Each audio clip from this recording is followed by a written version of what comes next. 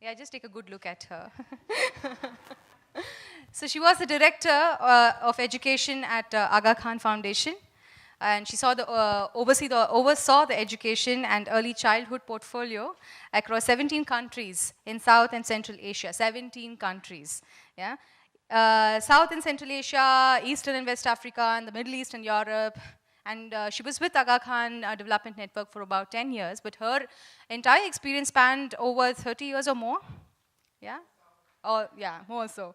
And what is also interesting, I mean, there's a lot of la-di-da that's written in the profile, yeah, because she's done countless number of things, including writing numerous publications, research studies, policy articles, handbooks, training manuals, and the areas she's covered includes early childhood development transitions, children's learning, community-based rehabilitation, inclusive education, state and non-state partnerships. Yeah, so that's a whole lot sitting right there. Yeah, but I think when we were designing the agenda, I don't think we could think of any better person who could tie it all together and say, you know what, guys, relax. I know you've gone through a lot of experience over the last 2 days, but here's the essence of what we are bringing out, right? So, Carolyn, to do the honors. You have the mic with you. I do.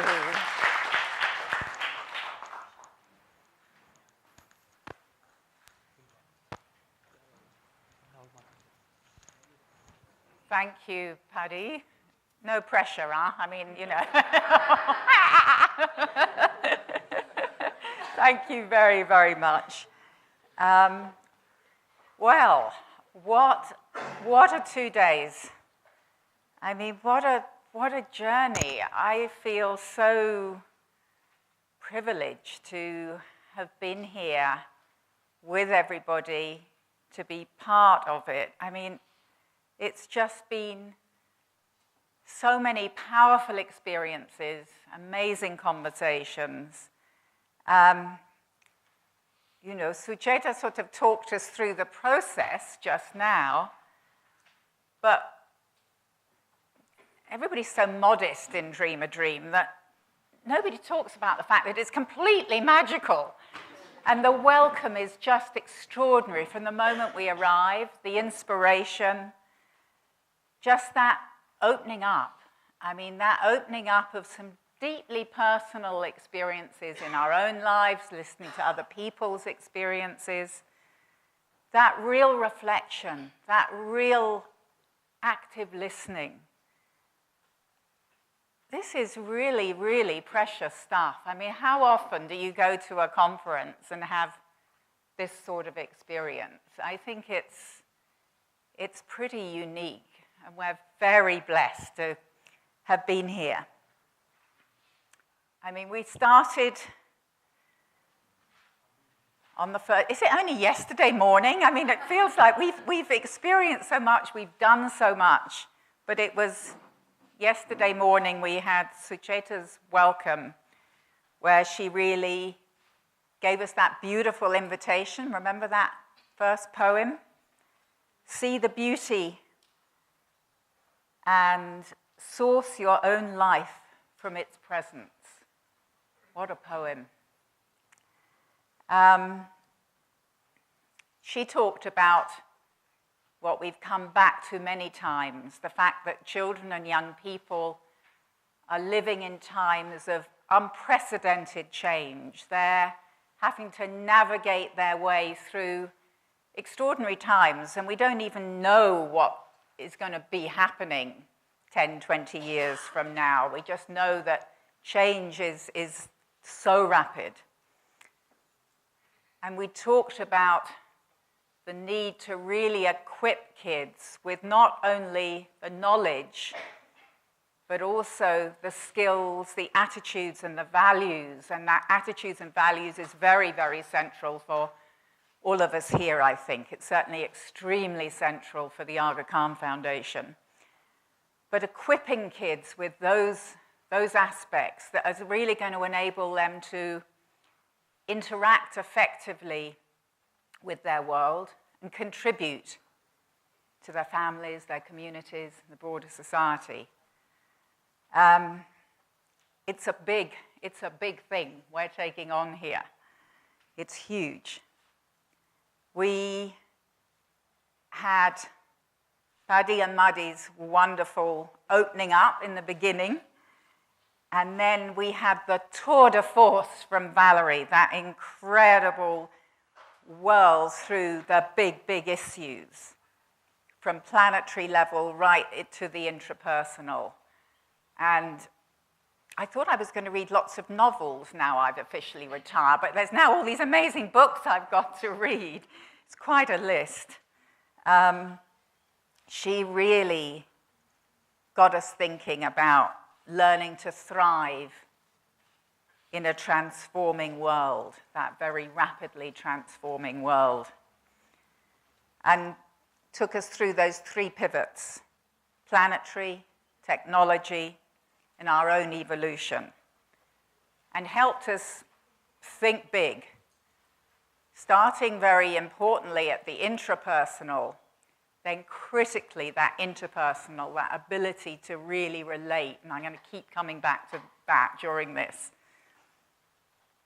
the societal level, and then last but absolutely not least, that planetary level. How can the education, the learning opportunities that we're making available to kids really help ensure, if it's not too late, and we have to be able to make it better, that we don't just destroy this one precious planet of ours. So that was one of the lenses that we had on the challenge that Sucheta set us. And then we got another lens that was incredibly important for us.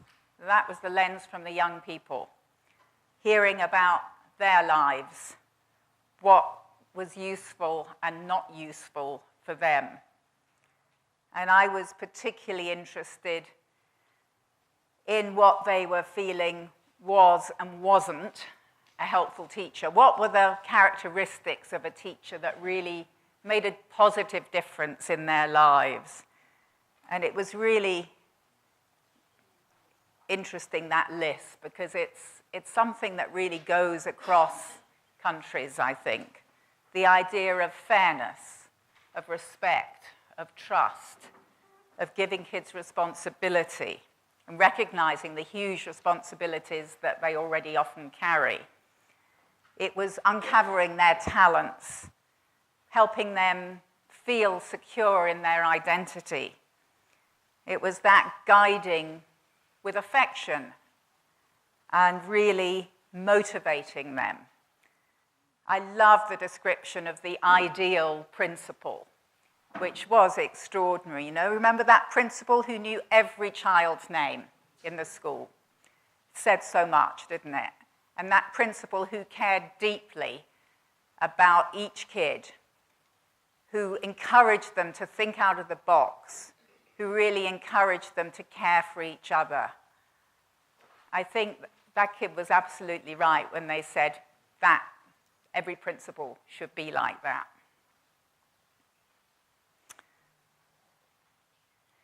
Then, the reason that was so important to me is we have to keep remembering that teachers are the main driver for student outcomes. We can't underestimate the importance of teachers. We have to get the supports for teachers right so that they can really provide those supports themselves. It goes up through the chain.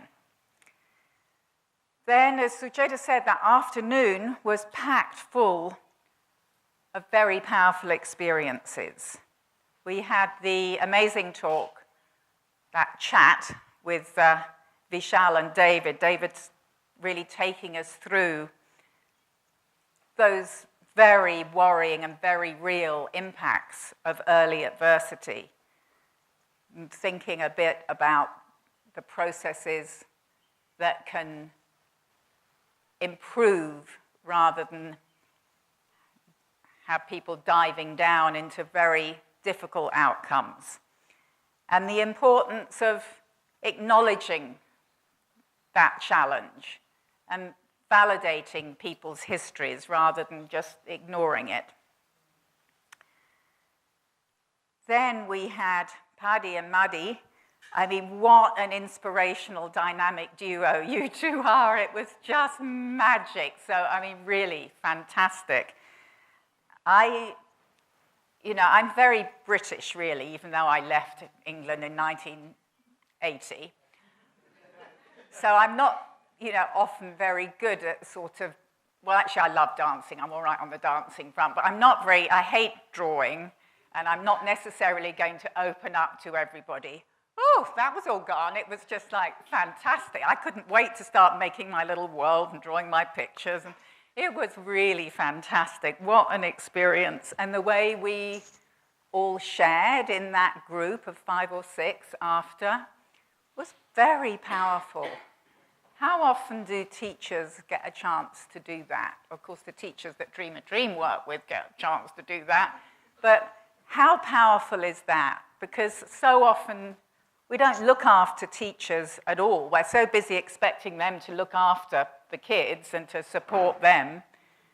People are just thinking about their professional skills. They're not thinking about them as human beings.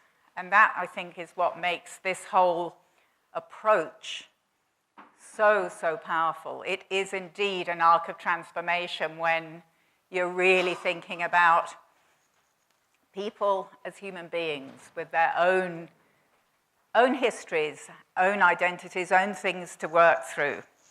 It was fantastic. And then that creating images, that the statues, what was it called? That sort of image theatre that we did with each other, and then the young people, and then the young people putting us into those images. Whoa! That was just so, so powerful, and such an incredible vision of that sort of system injustice, and often the powerlessness that parents and family members can sometimes feel in the face of a system that seems not supportive. So it was a very, very strong day. It was an incredible day for all of us, I think, ending up with a beautiful meal and that extraordinary music. So day 1, really amazing, and big, big thank yous for that. And now we're in day 2. And I would never have really thought that I would find dooby-dooby-dooby-dooby-dooby-dooby-doo for quite a long time, totally inspiring, and it was wonderful. We were all at it.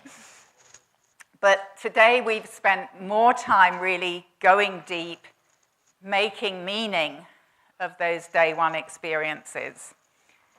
And Pavitra, I think you inspired, where are you? You inspired all of us so much. It was a wonderful, wonderful follow-on to the dance. And it really brought home that power of a caring and compassionate adult holding that space. I keep having that in my mind, holding that space, giving that space, not always jumping in with the answers, not always wanting a response, holding that space, having that trust. That's really so key to helping kids, supporting young people to change the narrative, I think. And as Sucheta said in the next session, there's so much power in this room, so much power.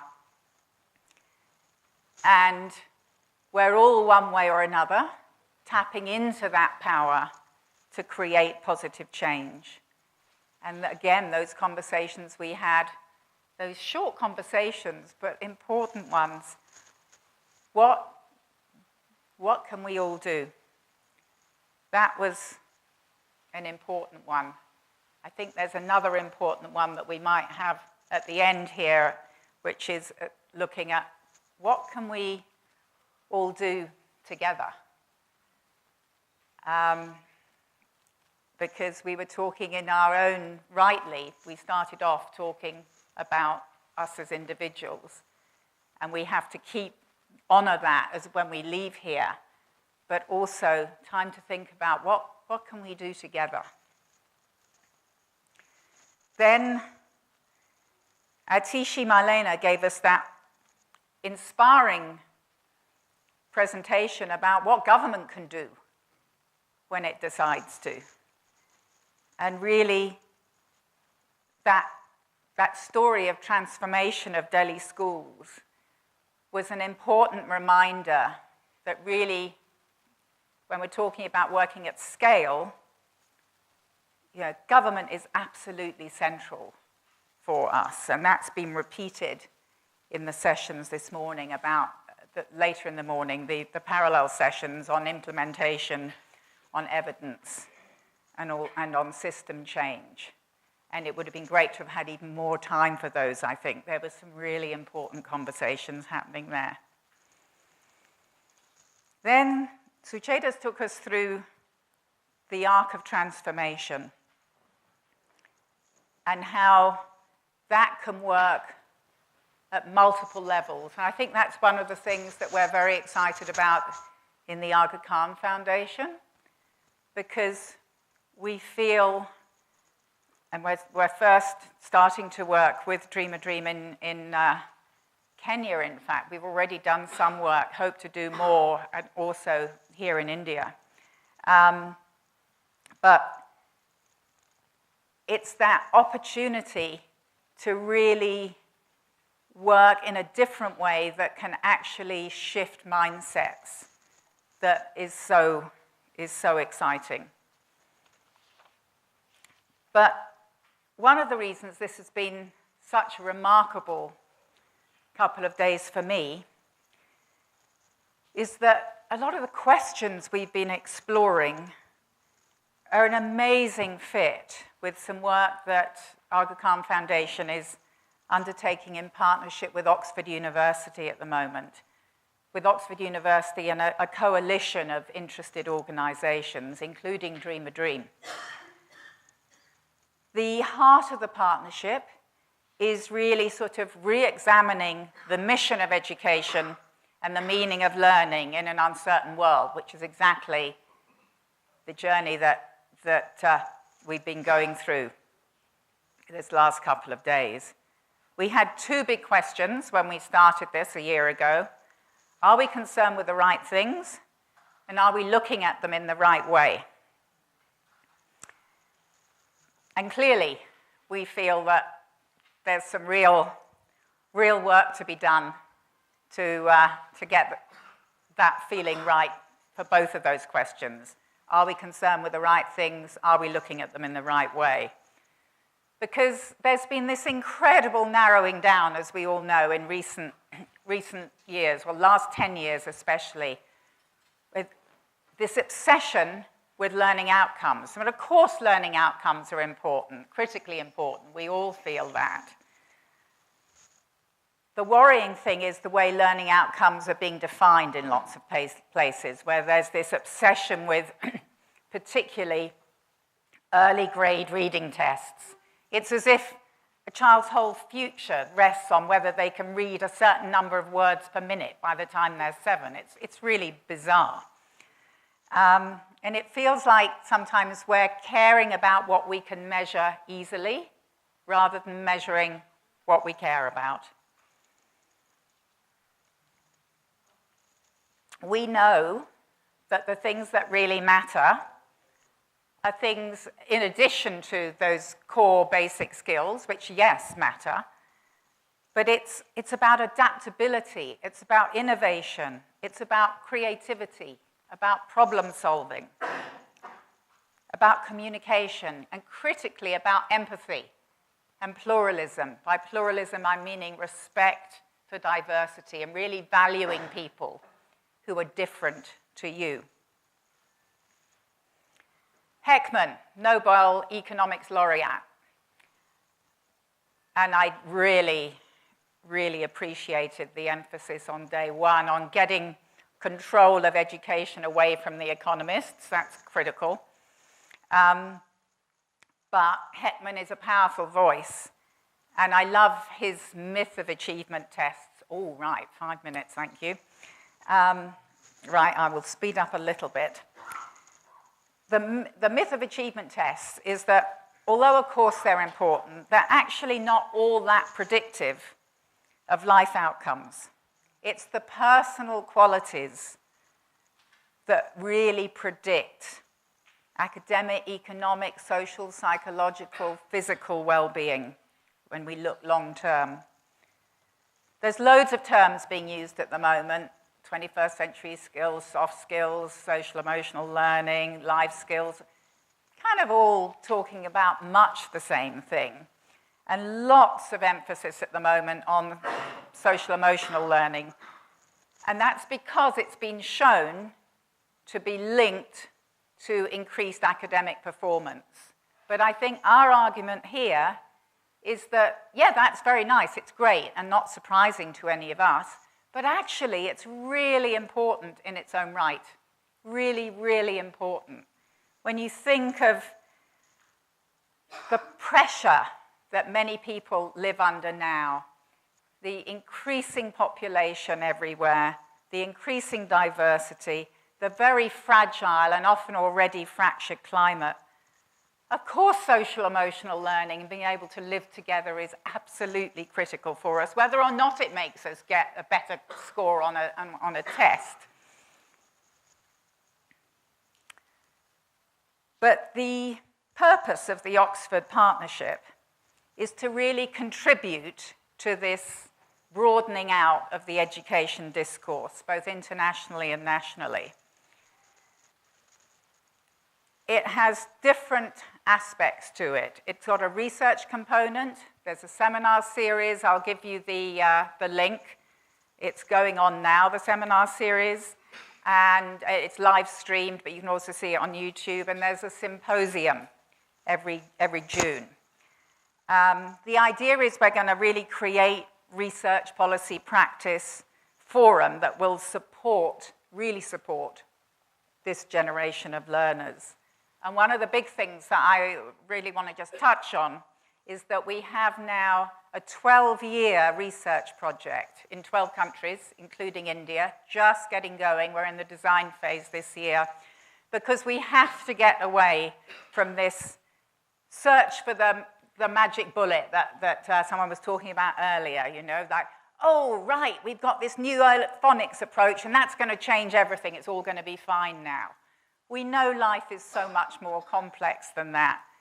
So we're going to be tracking kids, teachers, and schools over a 12-year period so that they can tell their stories. We want to understand what happens, what are some of the factors and processes that really can help, really support kids to be able to navigate their way through life's uncertainties. So please join us. Some of the schools that Dream a Dream works with will be part of this research study. We think it's really exciting because it's a very different way of thinking about research. It's taking it seriously over that long period rather than, oh, we did this for a year, did it work, you know? And it's very much about co-creating it with people everywhere this study happens.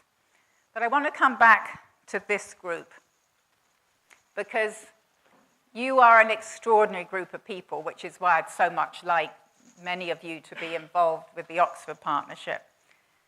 Everybody contributing in so many different ways to improvements in the quality of life, improvements in learning opportunity for children and young people.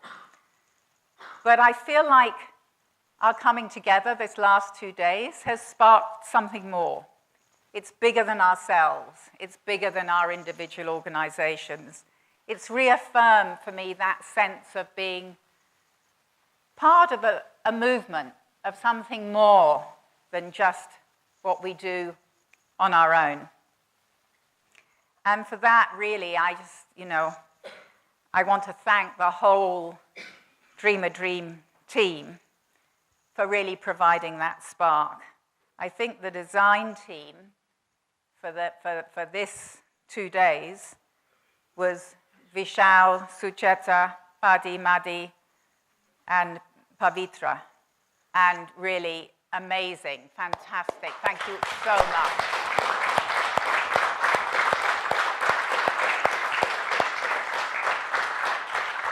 It's been fantastic.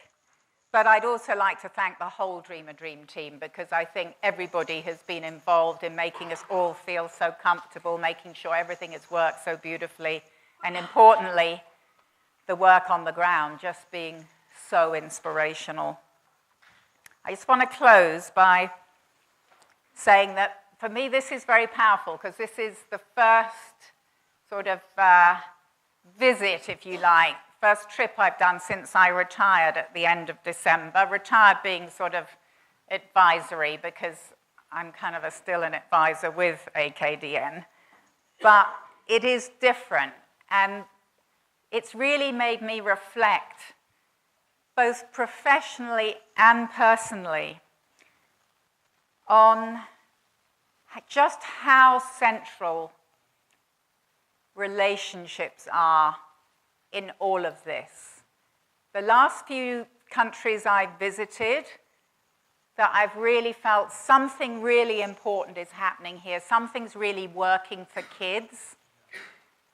When I've really looked at it and really listened and had the conversations, don't worry, I know I'm out of time just about, I have felt so strongly that relationships, the way we interact with each other, the way we interact with the environment, are absolutely core to this.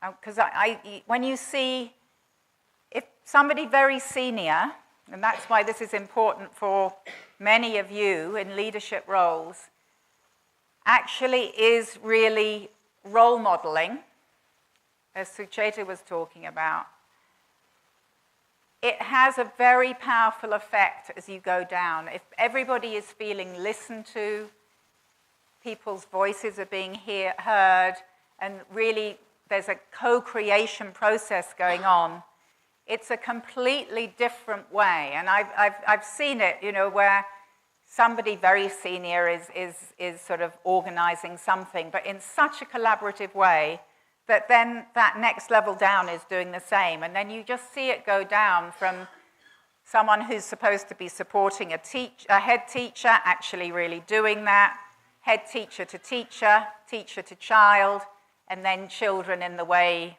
they work together.